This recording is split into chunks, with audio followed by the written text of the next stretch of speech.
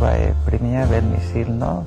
Tak sa v tej oblasti, čo sa týka kultúry, tak tam tiež sa angažujeme. My sme sa losili ku priateľa sympatizantov kubanskej a latinskoamerickej kultúry na Slovensku. Sú tu ďalší Kubánci, ktorí napríklad založili hudobnú skupinu. Sú tu aj z Nicaragua, Miguel Méndez, ktorý často je aj v televízii. Ten zase učí taniec, rôznych tancí latinskoamerických. Takže sme založili tento klub. Tento klub má viaceré úloh alebo cieľe, tak vlastne oni učia ten taniec.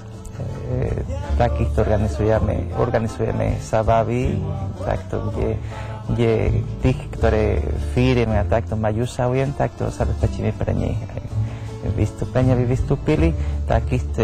Takisto považujeme kultúra aj čo sa týka gastronomie, tak kubánske jedlo, tak sa vieme pripraviť tých dobrých základných kubánskych jedlá, ktoré sú veľmi dobré a ponúkame to. Ešte okrem toho, samozrejme, tu na Slovensku sú viacerí ľudí, ktorí sú priatelia Kuby a chodia na Kubu.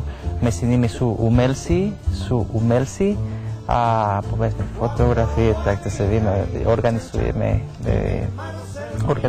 výstavy kubánskych fotografií. Alebo sú tu aj maliari, áno, alebo z Kuby konkrétne bol tu maliar a pomáhame pri organizovaní také výstav. Varíme aj maďarské jedlá, aj slovenské jedlá, aj kubánske jedlá.